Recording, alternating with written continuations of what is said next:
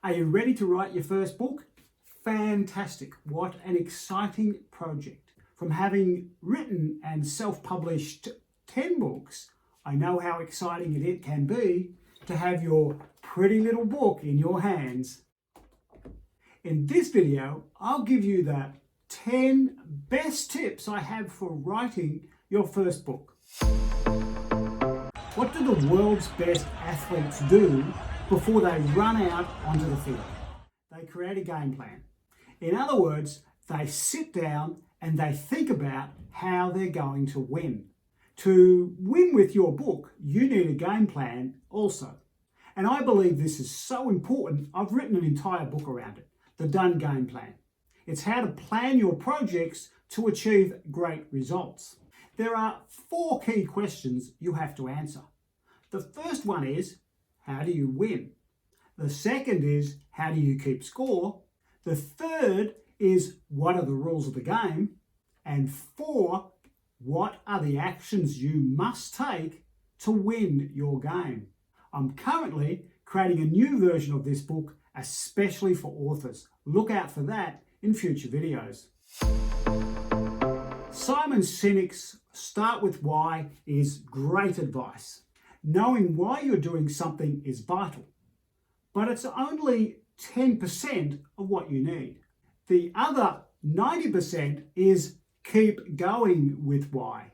Before you start writing your book, take a few moments to write down why are you writing your book.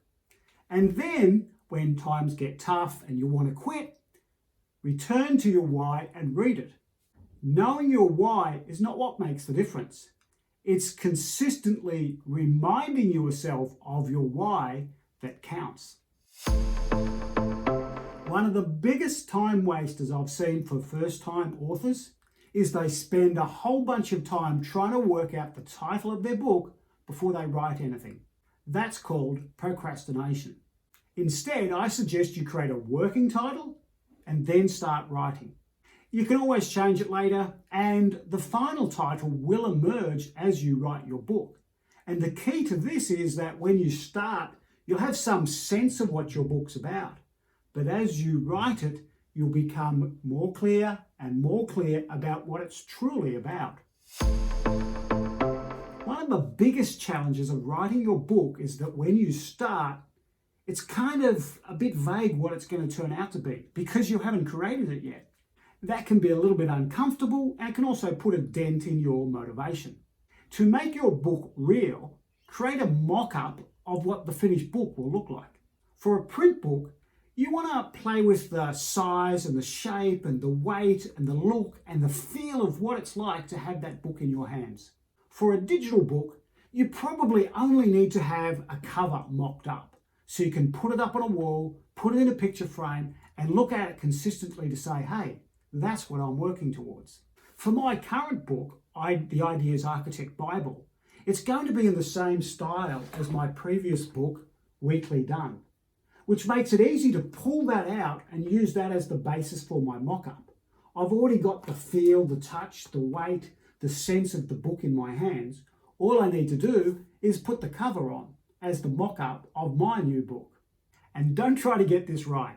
Just create a mock-up and change it as you develop and grow your book idea. On the surface, this might sound like a really dumb question. When will your book be finished? And I don't mean the date.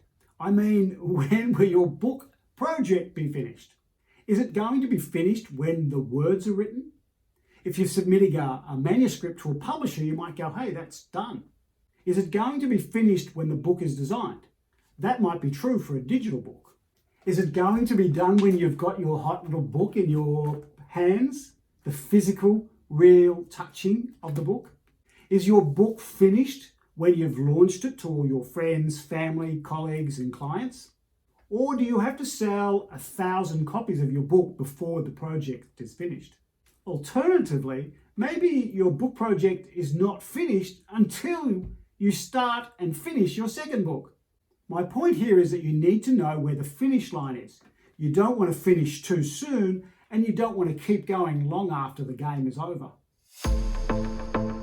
Of all of the books that I've written, This one is my personal favourite. It was easy to write and it's in a signature style for me. A lot of my colleagues who saw it said, "That book is so you, Geoff." The key was it was the right book for me to write.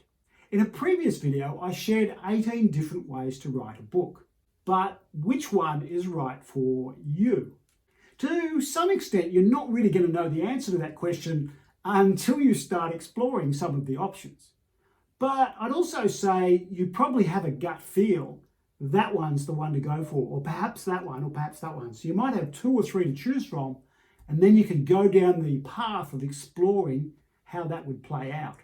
If you can pick the right book for you, it'll make writing it much easier and you'll get a much better result out the other end. When I came to be writing my book done, I thought it was going to be a really easy process.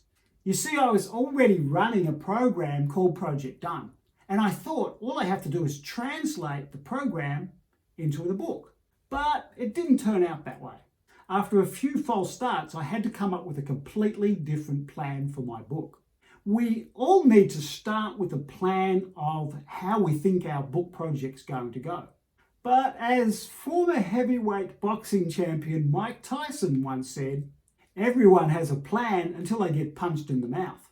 If you're lucky, your book writing project may be almost a straight line, but it's more likely to look like this. In an earlier video, the best and worst times to make money from your content, I shared the story of Seth Godin and the publishing of his book, Unleashing the Idea Virus. Spoiler alert, in that example, Seth wrote the entire book and then gave the entire book away for free. He did this to build a bigger audience for his book. Since then, Seth has written 20 more best-selling books. And he has done this by publishing a blog post every day for 7,000 days. That's 20 years, by the way. In writing his daily blog posts, Seth was writing his books at the same time that he was building his audience that he was going to sell his books to. That's clever. And I suggest you do the same thing. Where possible, write and share your book as you write it. A long time ago, I went to an event by Robert Kiyosaki, who was talking about financial advice. And he shared the story of a guy he met who said to him that he was never ever going to invest in the stock market. And Kiyosaki was curious, so he asked him, what made you come to that conclusion? And he said, well, I was talking to my neighbour and he had a bad experience once about the stock market and he told me not to do it. Everyone will have their opinion about your book. But if someone's telling you how to write the book and they haven't actually written a book for themselves, then don't listen to them. And even if they are a published author, you need to actually filter their advice and see that it's relevant and even the right thing for you to do. In the previous video, I share 10 of the mistakes I've made writing and publishing my books. While writing 10 books is a fabulous achievement that I'm really proud of, there's an ounce of regret there because I think that could easily have been 20 books or 30 books or even 40 books had I stuck to a regular writing routine. If only I'd built a daily writing habit. And I mean daily because that's the best way to build a habit. You're doing something consistently at the same time or at a similar time every single day. It's what Jerry Seinfeld did in writing comedy. He wrote comedy every single day and then he crossed it off on his wall calendar. Famously, he said the secret to his success was don't break the chain. The chain of crosses on his wall calendar from writing comedy every single day. Do what Jerry did. Write your book a little bit every day for faster and easier results. So which one of these writing tips appeals most to you? Which one are you actually going to take home and implement straight away? And in the next video, I'll go into more detail about the game plan for authors so you can write your book faster and easier. Thanks for watching, and I'll see you in the next video. Bye.